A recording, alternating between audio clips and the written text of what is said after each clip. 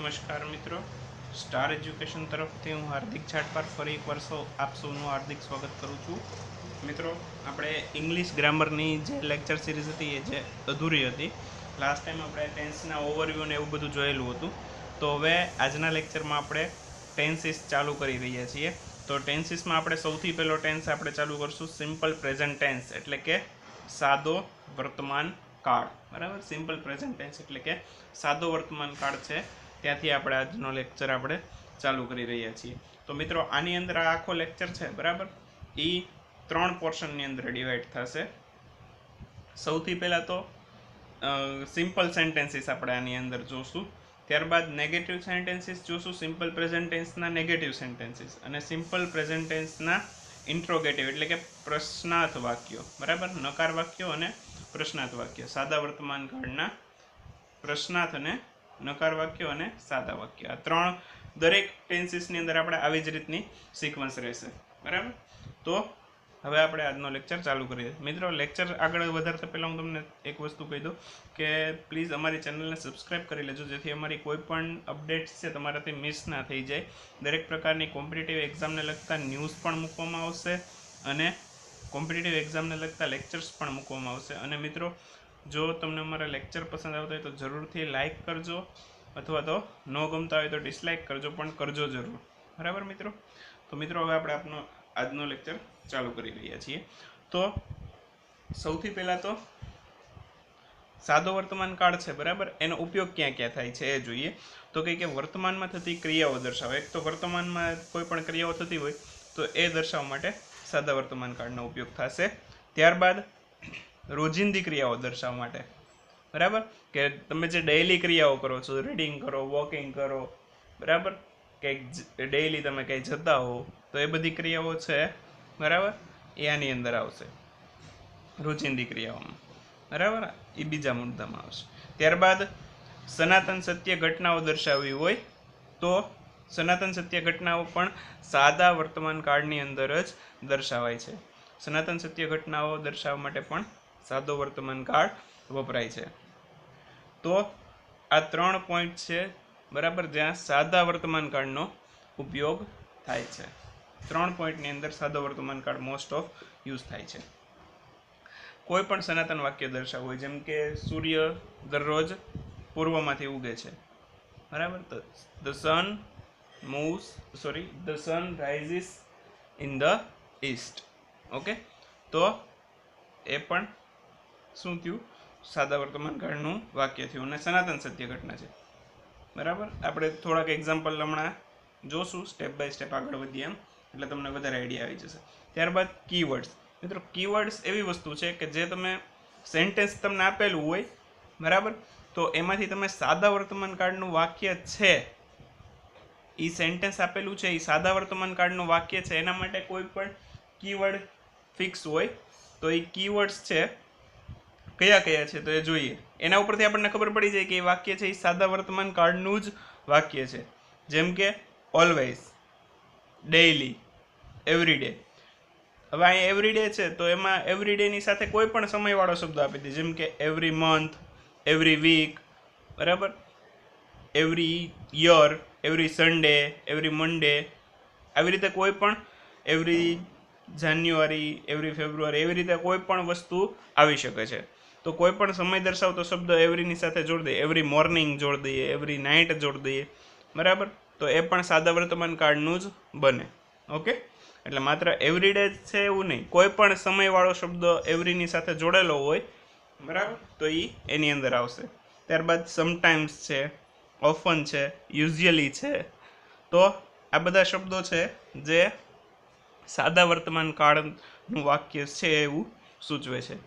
હવે કોઈ પણ આપણે ટેન્સ શીખવું હોય તો એના માટે સૌથી વધારે અગત્યનું છે વાક્ય રચના. કોઈ પણ આપણે ટેન્સ શીખવું હોય તો સૌથી વધારે અગત્યની વસ્તુ છે વાક્ય રચના. તો વાક્ય રચના અત્યારે હું તમને ગુજરાતી સાથે સાથે ઇંગ્લિશ અને શોર્ટ ફોર્મમાં કઈ રીતે કરવી બરાબર, એના વિશે હું ત્રણેય મેથડથી હું અત્યારે લખું છું.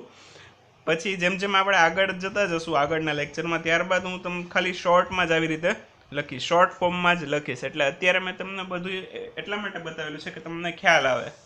બરાબર, હવે મિત્રો આમાં વાક્ય રચના છે બરાબર, એમાં દરેક ટીચર્સની મેથડ અલગ અલગ હોય. તો મારી મેથડ આવી રીતની છે એટલે હું આ રીતની લખું છું બરાબર. તમે કોઈ પાસે બીજા કોઈ પાસે ભણેલા હોય તો કદાચ એમની મેથડ અલગ હોઈ શકે લખવાની, પણ મારી મેથડ આવી છે બરાબર. એટલે તમે અત્યારે મારી મેથડથી સમજવાનો પ્રયત્ન કરજો. સૌથી પહેલાં તો આવશે કર્તા બરાબર. કર્તાને આપણે અંગ્રેજીમાં કહીશું સબ્જેક્ટ, અને શોર્ટ ફોર્મમાં દર્શાવવું હોય તો એસ. ઓકે, કર્તા છે એને ઇંગ્લિશમાં કહેવાય સબ્જેક્ટ અને શોર્ટ ફોર્મમાં કહેવાય એસ. ત્યારબાદ ક્રિયાપદનું એસ વાળું રૂપ. સાદો વર્તમાન કાળ છે, ક્રિયાપદ એટલે વર્બ. ઓકે, ક્રિયાપદને ઇંગ્લિશમાં કહેવાય વર્બ અને એનું એસ વાળું રૂપ. હવે એસ વાળું રૂપ બરાબર એ આપણે થોડુંક આગળ એક્ઝામ્પલ જોશું ત્યારે તમને આઈડિયા આવી જશે. અને શોર્ટ ફોર્મમાં લખું છું તો હું કેવી રીતે લખું છું, વર્બનો વી અને સાથે એસ. હવે આ એસ છે, સાદા વર્તમાન કાળની અંદર દરેક ક્રિયાપદની પાછળ એસ લાગે એવું જરૂરી નથી. એટલે અહીંયા આપણે નીચે લખી નાખીએ શક્ય હોય, જો શક્ય હોય તો બરાબર. એસ છે બરાબર, બધા ક્રિયાપદની પાછળ નહીં આવે. જ્યાં શક્ય હોય ત્યાં જ લગાડવાનું છે. એ શક્યતા છે એના માટેના નિયમો હું તમને લખાવીશ અલગથી બરાબર.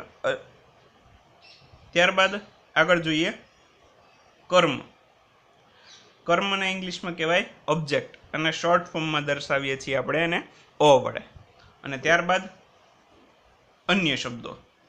અન્ય શબ્દો એને આપણે ઇંગ્લિશમાં કહીશું અધર વર્ડ્સ અને શોર્ટ ફોર્મમાં દર્શાવશું OW વડે બરાબર. તો આ એની વાક્ય રચના. અધર વર્ડ્સની અંદર કોઈ પણ સમય દર્શક શબ્દો આવે, સ્થળનું નામ આવે, પ્લેસનું નામ આવે.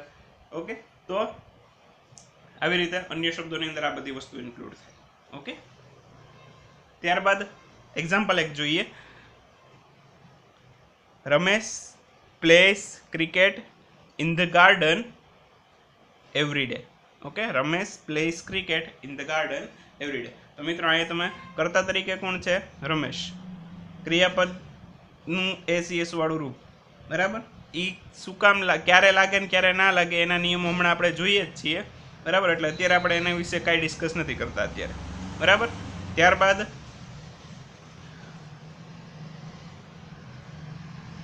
કર્મ ઓબ્જેક્ટ. ઓકે, ઓબ્જેક્ટ તરીકે અહીંયા શું છે, ક્રિકેટ.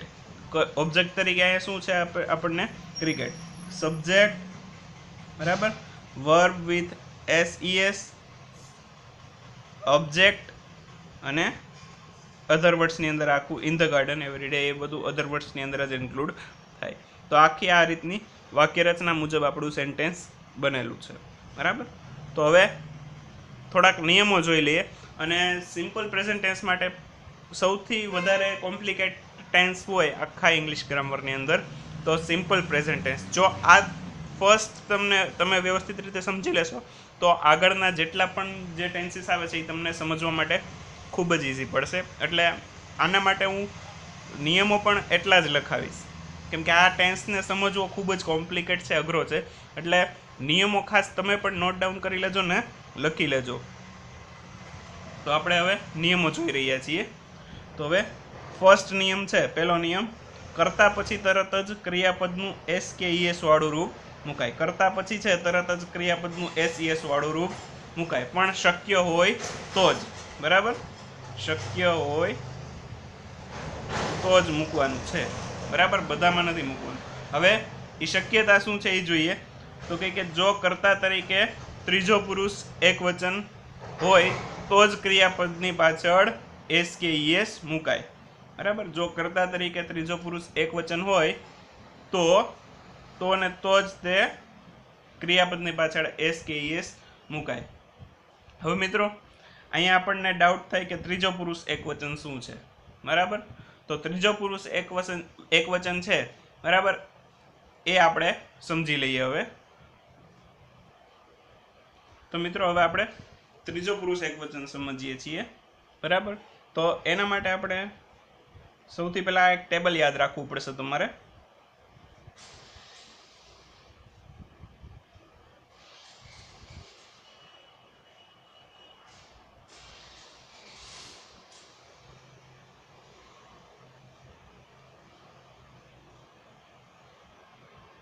एकवचन बहुवचन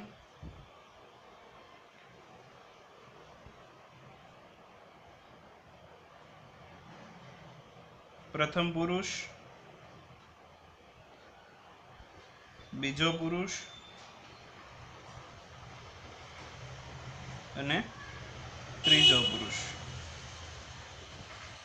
બરાબર આવી રીતનો એક ટેબલ તમે બનાવી લેજો ત્યારબાદ પ્રથમ પુરુષ એકવચન એટલે કે આઈ ગુજરાતી થાય હું બરાબર પ્રથમ પુરુષ બહુવચન એમાં આવશે વી એટલે કે અમે બીજો પુરુષ એકવચન એમાં યુ અને બીજો પુરુષ બહુવચનમાં પણ યુ અહીંયા તું અને અહીંયા તમે ત્યારબાદ ત્રીજો પુરુષ એકવચન એની અંદર આવશે હી શી ઇટ બરાબર અર્થ થાય તે ત્યારબાદ ત્રીજો પુરુષ બહુવચન એટલે કે તેઓ બરાબર તો મિત્રો અહીંયા તમે જોઈ શકો છો ત્રીજા પુરુષ એકવચનની અંદર કઈ કઈ બાબતો આવે છે હી શી ઇટ જો હી શી ઇટ એટલે કે ત્રીજો પુરુષ એકવચન હોય ત્રીજા પુરુષ એકવચનની અંદર શું આવે તો કે હી શી ઇટ અથવા તો કોઈ પણ એક વચનમાં જ તે વ્યક્તિનું નામ બરાબર એક વચનની અંદર વ્યક્તિનું નામ હોય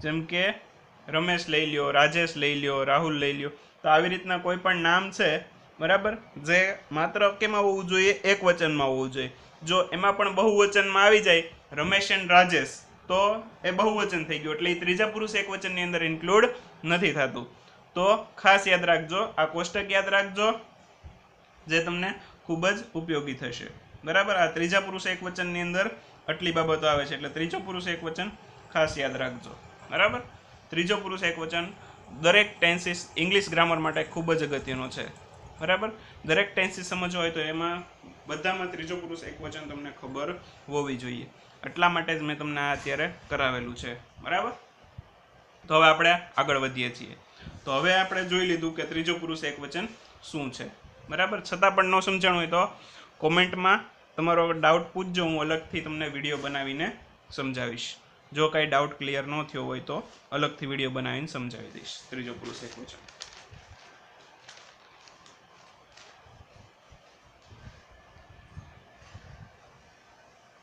ત્યારબાદ આગળ જોઈએ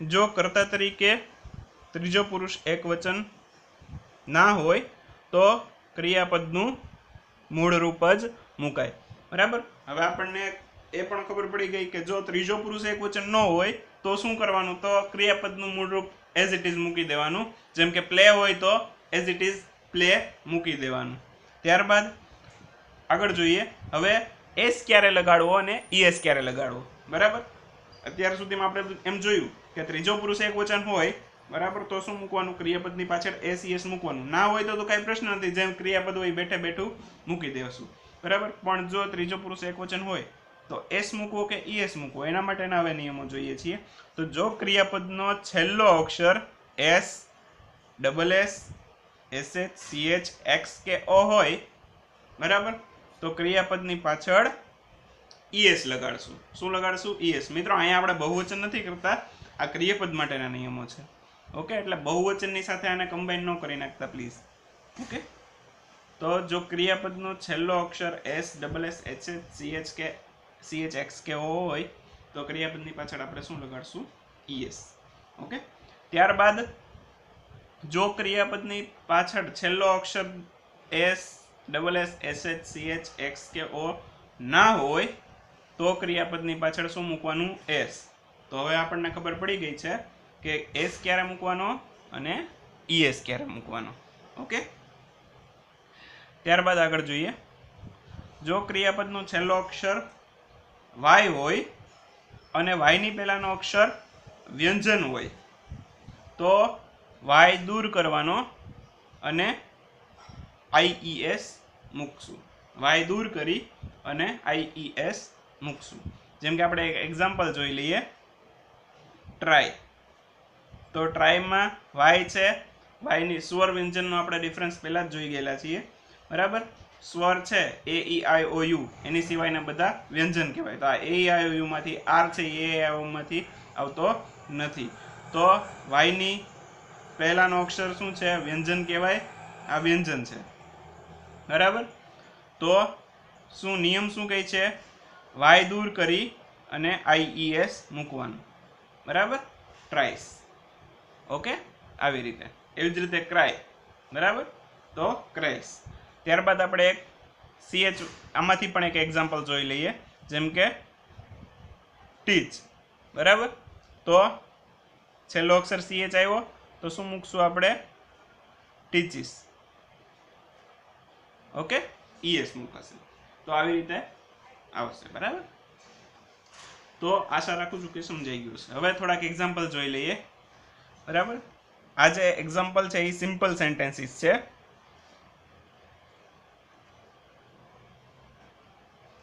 ત્યારબાદ આપણે નેગેટિવ જોશું અને ઇન્ટ્રોગેટિવ એટલે કે પ્રશ્નાર્થ, નકાર અને પ્રશ્નાર્થ જોશું, ઓકે. તો હેડિંગ મારવામાં ખાસ નોટ ડાઉન કરી લેજો, સિમ્પલ સેન્ટેન્સીસ એક્ઝામ્પલ, ઓકે. તો હવે આપણે ફર્સ્ટ એક્ઝામ્પલ જોઈએ. આઈ go to temple every day. તો આઈ છે એ સબ્જેક્ટ આપણું, ત્યારબાદ વર્બ, ઓકે. હવે આ આઈ છે એ ત્રીજા પુરુષ એકવચનમાં આવે છે કે નથી આવતું? તો કે નથી આવતું, ઓકે. શેમાં આવે છે? પ્રથમ પુરુષ એકવચનમાં આવે છે, એટલે ત્રીજા પુરુષ એકવચનમાં નથી, એટલે આપણે અહીંયા એસ લગાડવાનો થતો નથી, બરાબર.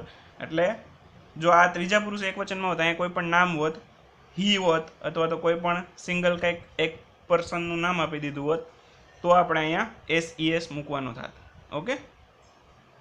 ત્યારબાદ ટેમ્પલ છે એ આપણે આમાં આની અંદર અત્યારે ઓબ્જેક્ટ નથી, બરાબર. આ સેન્ટેન્સની અંદર ઓબ્જેક્ટ નથી, ડાયરેક્ટ અધર વર્ડ્સની અંદર આપણે જમ્પ લગાવીએ છીએ. આ વાક્યની અંદર કોઈ ઓબ્જેક્ટ નથી, એટલે ખાસ યાદ રાખજો. તો એવું જરૂરી નથી, આપણે મેં તમને કીધેલું હતું કે માત્ર એસ અને વીથી, સબ્જેક્ટ અને વર્બથી પણ સેન્ટેન્સ બને, જેમ કે આઈ રીડ, ઓકે, હું વાંચું છું. તો આવી રીતે દરેક વસ્તુ હોવી જોઈએ એવું જરૂરી નથી, ઓકે.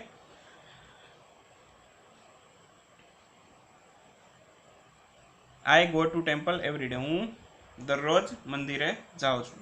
ત્યારબાદ Raju reads a story book every night. Raju દર રાત્રે વાર્તાની બુક વાંચે છે. તો આમાં પણ તમે જોઈ શકો subject, verb with ACS, object અને અધર વર્ડ્સ બધું ઇન્ક્લુડ થાય છે, ઓકે. તો હવે હું દરેકમાં ડિસ્કસ નહીં કરું, સબ્જેક્ટ શું છે, ઓબ્જેક્ટ શું છે, વર્બ શું છે, બરાબર. હવે તમને મારા ખ્યાલથી ખ્યાલ આવી ગયો હોવો જોઈએ. ત્યારબાદ children play in the garden every morning. બાળકો, હવે ચિલ્ડ્રન છે અહીંયા ખાસ જોજો, ચિલ્ડ્રન કરતા છે, પણ ચિલ્ડ્રન એટલે શું થાય? બાળકો. ચિલ્ડ્રન બહુવચનનું નામ છે, બરાબર.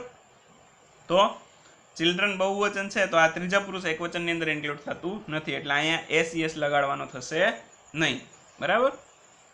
તો children play in the garden every morning. બાળકો દરરોજ સવારે બગીચામાં રમે છે. રાહુલ છે ત્રીજા પુરુષ એકવચનમાં, સિંગલ વ્યક્તિનું નામ થયું, બરાબર. તો ત્રીજા પુરુષ એકવચનની અંદર ઇન્ક્લુડ થાય છે, બરાબર, એટલે આપણે એસ લગાડવાનું થાય. તો અહીંયા આપણે લગાડેલું છે it's an apple every morning.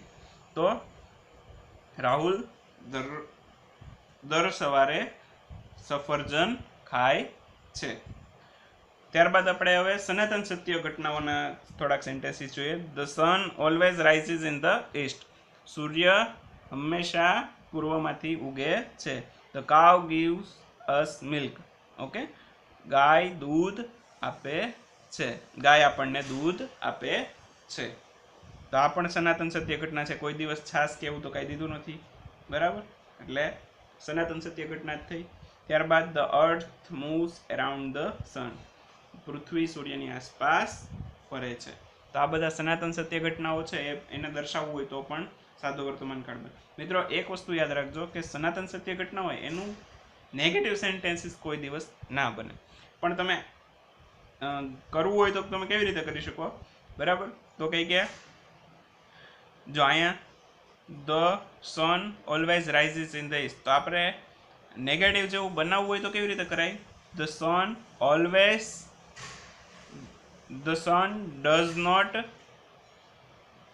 Rises in the west. કોઈ પણ તમે દિશાનું આ ઈસ્ટની જગ્યાએ કોઈ પણ દિશા ફેરવી નાખો તો તમે નકારમાં બોલી શકો, પણ એ સનાતન સત્ય તો ન જ થયું. બરાબર, તમે અહીંયા દિશા ફેરવી નાખી એટલે એ સનાતન સત્ય વાક્ય નથી. એટલે સનાતન સત્યનું કોઈ દિવસ નેગેટિવ સેન્ટેન્સીસ ન બને, ખાસ યાદ રાખજો. મિત્રો, તમને અમારા લેક્ચર પસંદ આવતા હોય તો જરૂરથી શેર કરજો, લાઇક કરજો અને સબસ્ક્રાઈબ કરજો. જો મિત્રો અમારો લેક્ચર ગમ્યો હોય તો જરૂરથી લાઇક કરજો, અને ન ગમે તો જરૂરથી ડિસલાઇક કરજો, પણ કરજો જરૂર. અને મિત્રો, સબસ્ક્રાઈબ કરી લેશો તો તમને અમારી દરેક નોટિફિકેશન મળતી રહેશે, કોઈ પણ વિડીયો મિસ નહીં થાય. ઓકે.